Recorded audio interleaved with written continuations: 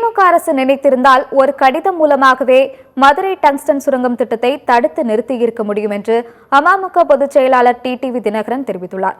Tungsten சுரங்க ஏலம் ரத்து செய்யப்பட்டதையொட்டி அரிட்டாப்பட்டி கிராமத்தைச் சேர்ந்த முல்லை பெரியாறு ஒருபோக பாசன விவசாயிகள் சங்கத்தினர் சென்னை அடையாறில் டிடிவி தினகரனை சந்தித்து நன்றி தெரிவித்தனர்.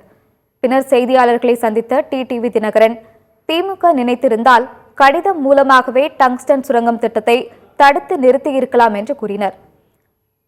திமுக மற்றும் அதிமுக ஆகிய இரண்டு கட்சிகளின் ஆட்சிக்கும் பெரிய வித்தியாசம் இல்லை என குறிப்பிட்ட அவர், தமிழ்நாட்டில் இளைஞர்கள் கூலிப்படையாக மாறி வருவதாக கூறினார்.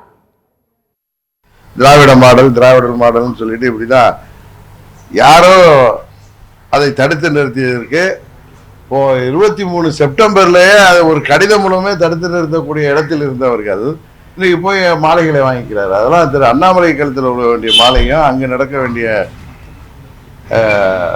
அதுக்கு அவர் முந்தி சென்றிருக்க வேண்டும். அவருக்கு முந்தி சென்றிருக்குன்னா அவர் அது மாதிரி அரசியல் செய்யலை. அதான் உண்மை. பழனிசாமியும் ஸ்டாலினுக்கு எந்தவித வேறுபாடும் இல்லைங்கிறது இப்போ தெரிய வருது. பழனிசாமி ஆட்சியில் நடந்த ஊழல்கள், குற்றச்சாட்டுகள், முறைகேடுகள் எதையெல்லாம் எடுத்து திரு ஸ்டாலின் போராடினாரோ இன்றைக்கு அதையெல்லாம் அவர் ஆட்சியில் அதை விட அதிகமாக நடைபெறுகிறது. போதைப் பொருள் கலாச்சாரத்தால் படித்து வேலை இல்லாத இளைஞர்கள்லாம் போதை மருந்து பழக்கத்துக்கு அடிமையாகி 5000க்கும் 10,000க்கும் கூலிப்படைகளாக மாறுகின்ற அளவிற்கு வெறும் மோசமாக இந்த நிலைமை போய் கொண்டிருக்கிறது.